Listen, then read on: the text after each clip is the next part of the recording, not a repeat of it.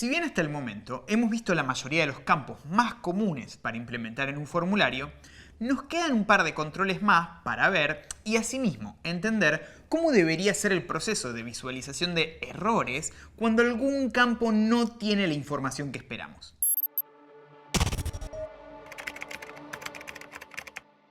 Recordemos un poco la etiqueta input. Esta, como ya sabemos, necesita del atributo type y name y también puede llegar a tener otros atributos como el value, placeholder, required, entre otros. Sin embargo, veamos un valor para el atributo type que seguramente nos será de gran utilidad. El valor es date.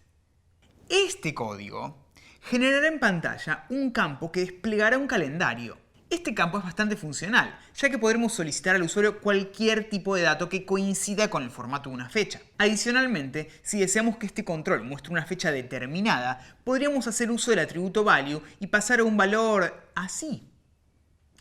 De este modo, se mostraría en este ejemplo la fecha 28 de agosto de 1985. Notemos cómo al momento de escribir el valor en el atributo value, tenemos que hacerlo con el formato americano, es decir, año, mes, día. Por otro lado, siguiendo con la misma etiqueta y atributos, hablemos ahora del valor file para el atributo type. Este valor generará un control que viene a su vez con un botón de explorar que al ser activado abrirá el explorador de archivos del sistema y permitirá elegir cualquier archivo existente. Este campo varía en su estética dependiendo del navegador, pero gracias a la ayuda de CSS y especialmente de JavaScript podremos personalizarlo para que se muestre como deseamos. También es posible definir si acepta un solo archivo o varios archivos. Por defecto, solo permite la carga de un archivo, pero si deseáramos más de uno, podríamos implementar el atributo multiple.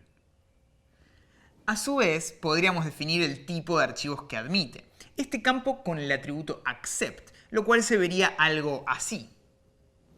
En este atributo bastará con escribir los formatos de archivos que el campo podría admitir, separando los mismos por una coma. Es de suma importancia aclarar que esta funcionalidad está más orientada en la usabilidad para los usuarios en sí y no tanto en los datos finales que esperamos recibir en nuestro backend. Esto se debe a que si realmente queremos validar la información que nos suministra el usuario, quizás la mejor opción sea usar JavaScript tanto en el front como en el backend.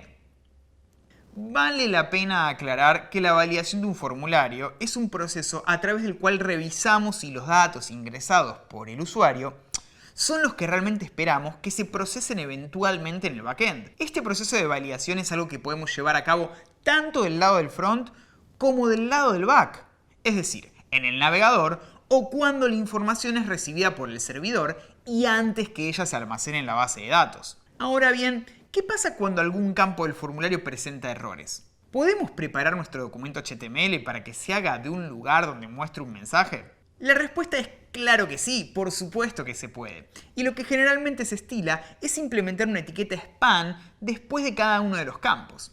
Algo como acabamos de ver acá al costado. Como lo podemos ver, la etiqueta span con class feedback será la encargada de recibir el texto resultante de la validación de datos, sea un error o un mensaje de está todo perfecto. Lógicamente, esa funcionalidad de mostrar un determinado mensaje será responsabilidad clara de JavaScript. Pero por el momento está bastante bien ir definiendo los estilos visuales que van a tener dichos mensajes. De ese modo hemos podido avanzar una etapa más en la creación de formularios.